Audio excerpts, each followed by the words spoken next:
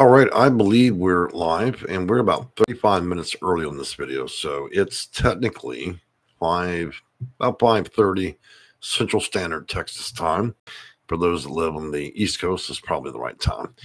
This will be a conclusion of yesterday's video regarding HUD homeownership, or what many of you commonly refer to as Section 8 home buyer program, which is not what it's called. So what we have here are two separate programs, the HUD homeownership program and with a stipulation of FSS, which is Family Self-Sufficiency. Now, before some of you click away, be aware if you're a senior and disabled or on a fixed income, this is also for you. Now, what I'm going to do here in this video is we're not going to get deep into FSS or Family Self-Sufficiency for those that are just participating for that one purpose of being in that program.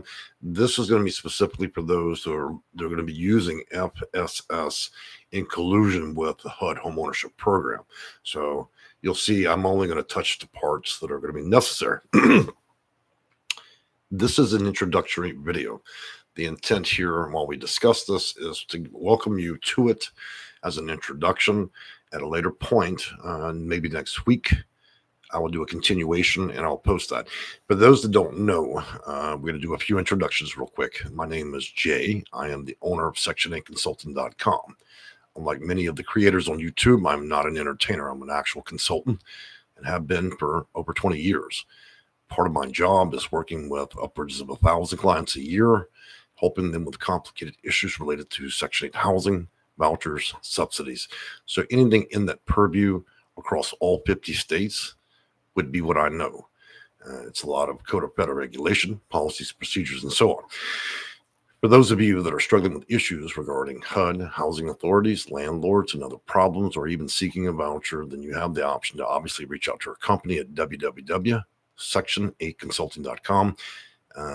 I'm widely known across the U.S. and probably one of the most respected consultants out there in terms of assisting people navigating the system and getting vouchers. So now that we've done all that, let's get on with the video. And this is a live video. Chat. Sit back. If you're shy, watch a bit, then ask. I'm going to do break points where y'all can ask some questions. Again, I'm not going to get too deep into FSS. This is introductory. We'll get into the complexity of it in another video next week. So I've had to make notes, guys. Though I have great amounts of wisdom and I've got an excellent mind for all of this, I actually have to make notes because it's more extensive with family self-sufficiency when you include it into HUD homeownership program. And it's one of the things that I cannot just speak on for hours without actually making notes. So hopefully you'll bear with me. I also want to comment real quick. Good morning or good afternoon to LL. Is it true you have a Section 8 voucher to qualify for the program? Well, LL, I hold you to hang on, guys, with the questions about this just yet. I haven't even done the intro yet, and you're already asking questions, and I appreciate that. I want you to ask questions. Well, let's get out through the basics first. Cutie Pie, welcome back. I'm glad to see you in the channel, and it appears Cutie Pie is one of our members. By the way, guys, if you're not a member of our channel, for as low as $3, you can actually become a member. We give you a cool badge, and I use the funds for what I do separately outside of my company, and that is rescuing cats. So if you are a pet lover or so on, you should see a join button. If not, you might have to click around a little bit. You'll find that join button. And when you click join, I don't mean subscribe. I mean join as a member. You'll receive the badge, and we'll certainly recognize you in the video all the time. And, of course, the cats that we rescue, certainly appreciate it. Okay, it's nothing to break the bank. Good afternoon, Cheryl, and hello DJ. Thanks so much for speaking on this topic. I'm glad to be here. Glad to talk with you, DJ. KC can't watch right now. That's okay. This is a live video now. It'll be recorded for later. And Anna, good afternoon and hello. Thank you for the cat symbol.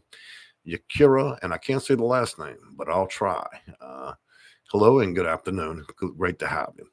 All right, let's get into this before people start leaving. I know people have a short amount of patience when it comes to topics, and so let's get to the point. So one thing I want to do right now is just discuss the family sufficiency and the requirement of involving you taking or participating in this program if you or have an intent to have home ownership. Okay, so taking a look here. For those of you, you would first need to have a housing choice voucher or some type of voucher through your public housing authority. If you've had that voucher continuously for 12 months, then it's time to notify your housing authority specialist or caseworker that you have an interest in the HUD homeownership program and that you would like to participate in the Family Self-Sufficiency program. The rules are a little bit different for those that are seniors and disabled on fixed incomes than they are for those that have jobs and are able to move forward. And we're going to discuss these topics lightly. So, number one, you need to be a voucher holder and a participant in Family Self-Sufficiency. So you need to make both requests. Number two, have at least 1 year of continuous full-time employment. For those of you on a fixed income, we're going to discuss what the rules are for you that don't have jobs. You cannot exceed 80% of current AMI, which is the AMI is your area median income and or self-employment income annually. For participants who are elderly or disabled, if you're receiving welfare assistance, Social Security disability, Social Security, SSI, SSDI, survivor benefits, or fixed income, and you're 62 years and older, or you're disabled, your check should be sufficient. Let me warn you guys, if you are receiving a payment less than 900, your total income is less than 900 a month, this may not be the most appropriate program. What I'm saying is you can take Family Self-Sufficiency, but it's unlikely that you would qualify to own a home, okay? We have to be realistic. That's not always what we want to hear. But if you believe fundamentally that there's a potential that maybe while you're retired that you can get involved in making crafts or other things that can slightly boost your income, then it's certainly a possibility, right? We can always make an extra $200 a month doing things, even if you're cleaning homes, teaching yoga, whatever. So don't let that be so hard. And I know what the limit or the cap is for you to lose your fixed income or Social Security check is about $800. So that means there's an additional $800 a month that you can work out and figure out how you can make a little extra so you can qualify. One other thing. So you have the voucher, you're renting, you're proving you're a good renter, you're paying your rental time, you're not violating your HAP contract, you're not engaged in any nefarious activity with your landlord, there hasn't been any complaints really against you. And what I mean complaints and all that is I don't mean that you've had a mark on your record because you kept the potted plant on your patio and they didn't like it at the leasing office. I mean that you've actually done something that actually violate the agreement that you have under your HAP contract, and it's a serious matter. Okay, you'll know if it's serious, not little marks against you may possibly being put out the building. You also, let's talk about credit scores, guys. We all have ideas about that. Well, let's talk about what the government wants and what you're reading out there. Google's fraught with all kinds of wild ideas about what your credit score should be. Let me tell you what it actually has to be, what's going to be required. For those of you who don't know, you want to go to MyFICO. Why do I say myfico.com? Because MyFICO is the actual FICO company. So why pay for all these different credit scores or get them free through all these different agencies when you can go to the real deal? Let's also be keenly aware that the credit scores there, you need to draw them from all three bureaus, not just one, all three. So you can have a wonderful score through Experian and then it could be total trash through the next, right? So we need all three scores. One thing you need to be keenly aware of when it comes to credit is that there are different scoring systems depending on what you're trying to get credit for. A lot of you believe, oh, well, I've got an 800 credit score. Well, yeah, that's you and 10 credit cards have 800 score.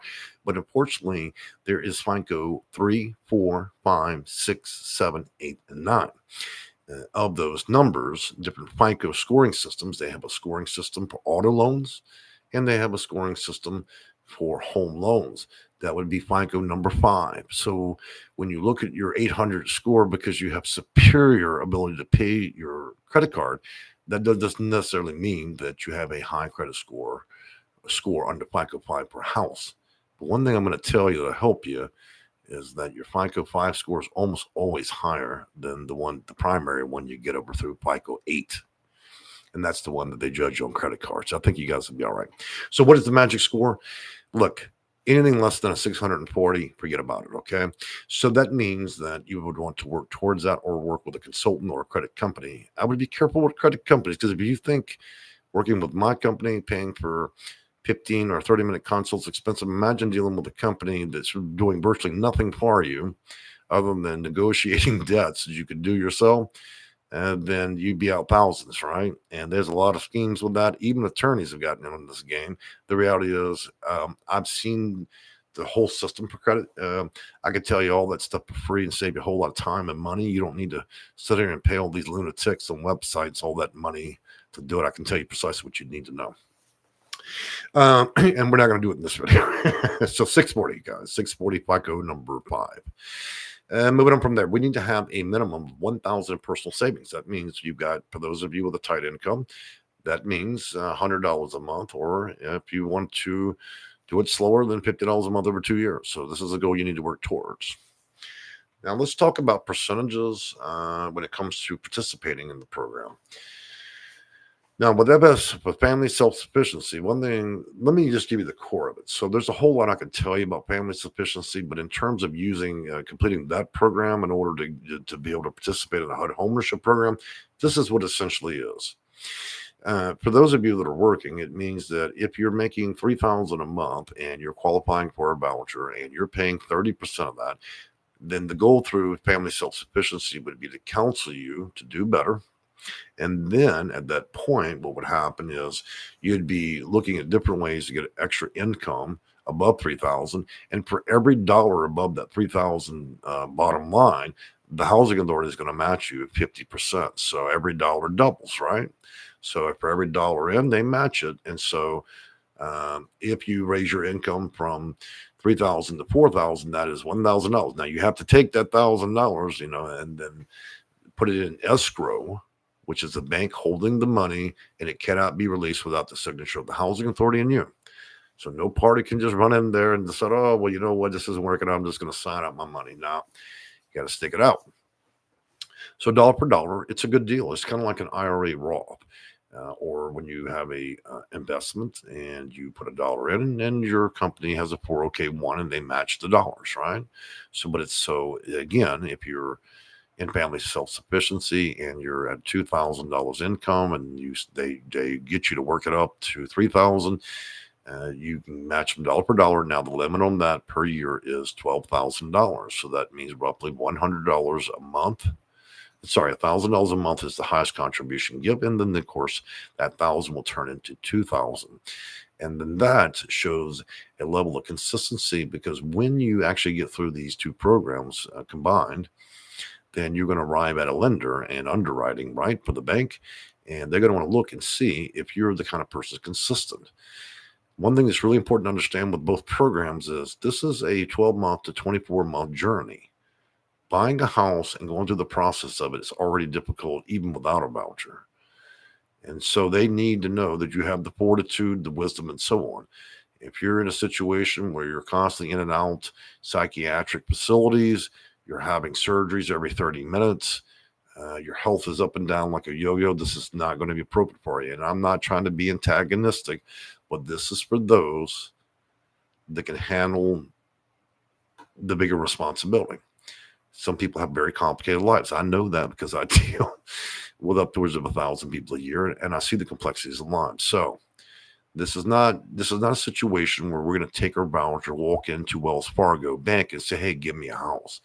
If your level of intelligence arrives at telling you that you can walk in there with a voucher and you think in those terms, stop the video now, go on to another channel where they're talking about fidget spinners. That would be a much more appropriate use of your time than being here, okay? So I'm not trying to insult anybody, but this is for those that actually want to make a dream come true and are willing to put in the grief.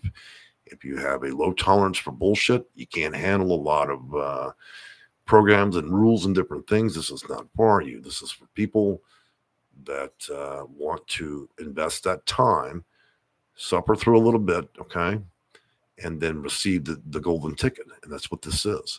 So in essence, for those that are disabled and on a fixed income, you're participating in family self-sufficiency just to participate. A lot of things in the programs you're not going to have to complete because your income's not really going to change, okay? You get what you get. Maybe you're out there and you sell some firewood or some crafts, and you go up and down a little bit. So for the most part, you're just required to participate by virtue, okay? For those that are working, you're going to have to meet all the rules. All right, so that explains that. And so again, they're going to match you dollar per dollar. And for those on fixed incomes, you're not going to be matching any dollars because there's no real dollars to invest, right? So that means you're just going through the Family Self-Sufficiency Program by proxy to just go through it, to do some learning. You have nothing further to contribute, and then you move on. But you still have to come up with at least $1,000, okay? So let's talk about percentages and what's required. So the Family Self-Sufficiency Program has a lot of different things that they're going to offer for those of you that are working. Again, not those that are 62 years and older, and not those that are disabled. So they have all kinds of training and coordination and other activities and resume building and all those other nonsense things you can do that likely won't lead to a job, but they're going to put you through it anyways. We've all been through those classes we have to take when life gets tough and you have to go down to some work center and they make you take all these ridiculous classes. I think they're ridiculous, unless you honestly are just that naive and don't know how to do a resume. So beyond that, the core factor here is, for most people that are watching this channel, you participating is just educating about responsibility. And then you're demonstrating your responsibility. And if you're working and you're contributing, then, up to $12,000 a year can be matched. And then that money will be made available to you at the end of the program. The program can run anywhere from 12 to 5 years. Now, I'm not suggesting you can't go buy a house after the first year. I'm just suggesting that you'll continue to remain in it. And even if you get into the HUD homeownership program, you still are locked in with the housing authority for at least 5 years, so might as well go ahead and finish it. So how do these two functionally work together and the percentages? So I'm going to pull them up real quick. The participant in the program are required to make a minimum down payment of 3% of the purchase price of the home. Okay, that seems like a lot, but nobody said you couldn't go down there and get down payment assistance. Of that, you have a 1% requirement. 1%. $100,000 home means you need to come with $1,000. Okay, and you can get help with the rest. And in many cases, those that are veterans, seniors, and disabled have other modifying rules that would not require them to have such. Now, I know you're going to have big questions about that. We don't need to get deep into it today. I'm just suggesting that. A preference will be given to those that have received the voucher, signed a lease, and completed 12 months. I don't advise any of you to receive a voucher for the first time and on day 3 ask to participate in family self-sufficiency and to go straight to home ownership. That's not a great way to do it, and it's unlikely they're going to be willing to deal with it. So you need to participate at minimum 12 months. So what does that mean in terms of all of you that we're discussing now? This is a 2-year commitment. If you're smart, if you play your cards right and you're smart, you would definitely get with a consultant about it, because you're dealing with lenders, brokers, real estate agents, the housing authority, its requirements and classes, the lender classes and requirements. So you have 4 or 5 people involved in a party. And here's what's interesting. One party, what I find a lot is these parties don't necessarily work together. That means that it intensely requires you to organize a lot.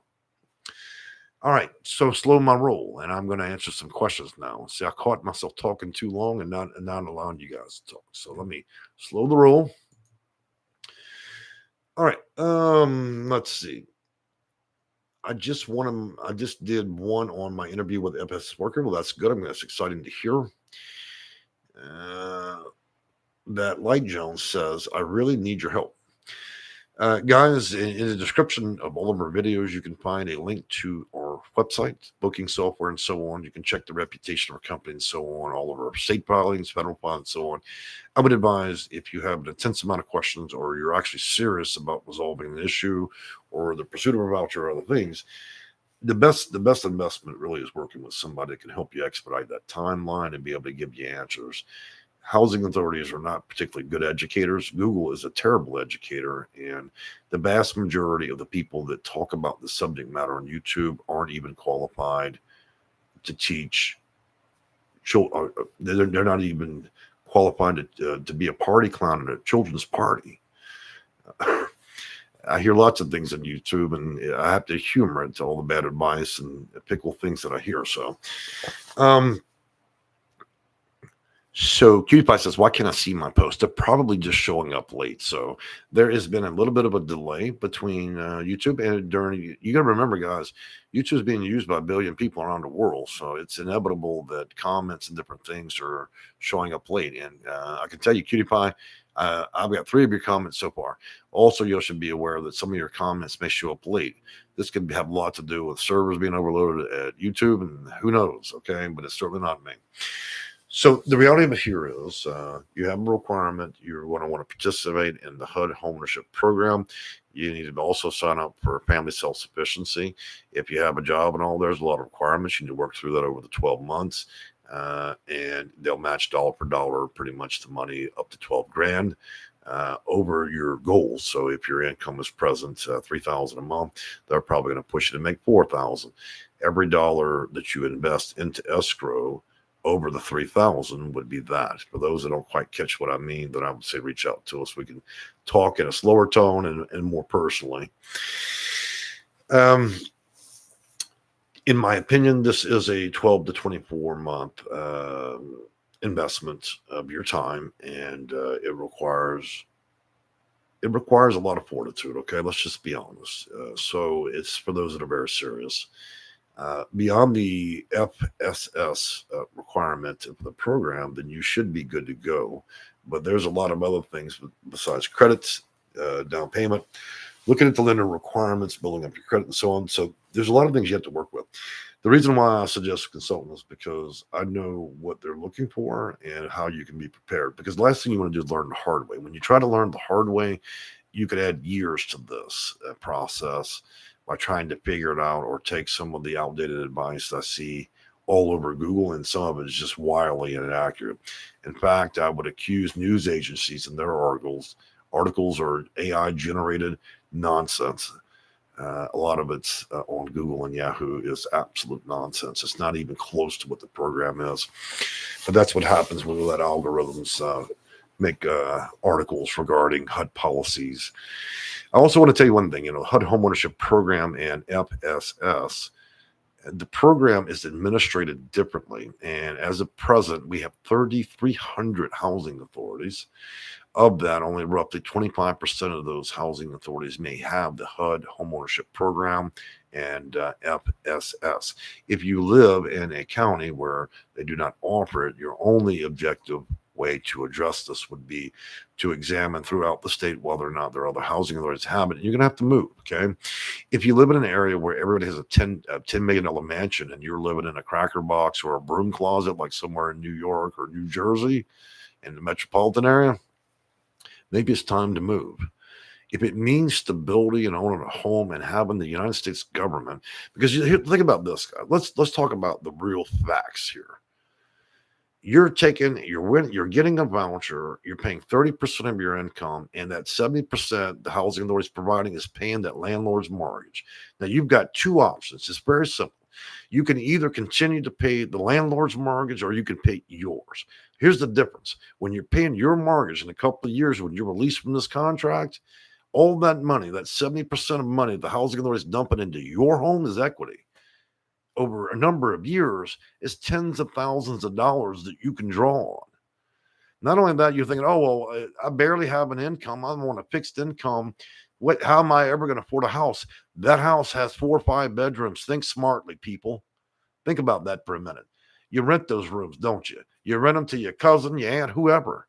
You only need to rent 1 or 2 rooms and you could double your income, and then just have a requirement for cash payment. Run it like a casino. So I'm not trying to say that I want anybody to violate the law, commit fraud, anything like that.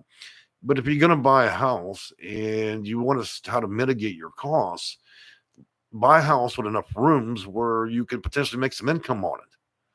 If it's got a backyard, then maybe you should open up a dog or cat center where you can keep pets, walk pets in the backyard, run out the flipping garage of storage. Lots of things you can do when you own the property that the housing authority can't dictate.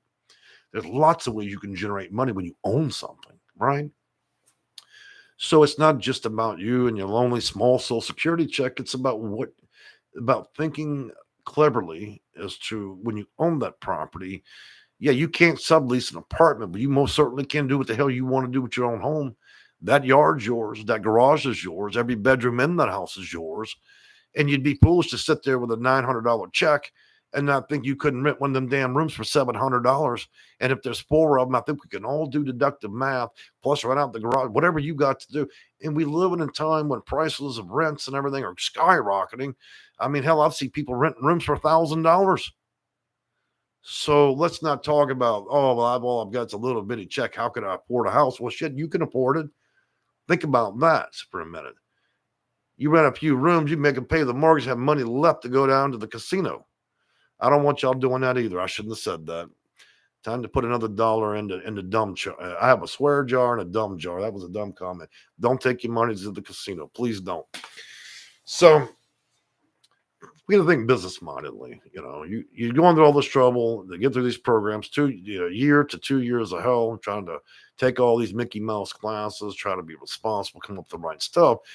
You put that key in that doorknob, you own that home. You need to be thinking about how can I make money with my home? Because it's your home. That housing authority ain't gonna come out there and tell you to mow your grass. That ain't their business. So yeah, there's a will a way. I just got to get you guys to see things in a different way. We have to think about farther out. Now, if you want to be a solitary person and sit there and run naked through your 5-bedroom house and you don't want nobody in there, then maybe that's not the best idea for you to own a home, okay? Because if you're not gonna capitalize on having all those additional rooms in your house and different ways you can lease or rent that extra, then it tells me that you're not ready to capitalize on your situation, unless you just have the money, you know. So, is this possible for those with incomes of $900 or more a month? Yes. Would it be a very, very smart move to anticipate leasing and renting different parts of the home and so on to help you realize gains? You damn right it is. Because when you own the home, who cares if they take the voucher? Who needs it at that point? Though you do want the housing authority to pay 70% for a little bit, right? Because that's just free money. It's the best deal in America if you can get them to subsidize 70% of your mortgage. You guys are not thinking. You guys are hanging out in project-based housing. You listen to the children scream, the dogs bark, people shooting each other, Bob's turning tricks, Sally's smoking crack at the pool. And why are we not taking these vouchers, moving on? 2 years of trouble, but at the end, you own your home. You got to put up that shit no more. You ain't got to go around and beg these different landlords to take your voucher. You own the home. It's people got to beg you to rent from you. So you've got, this is here. It's time to move up. If you were alive before 1980, if you remember George and Wheezy, we all watched them, right? You got to move on up. It's time to move up. We can't just sit around with a voucher. You need to escalate.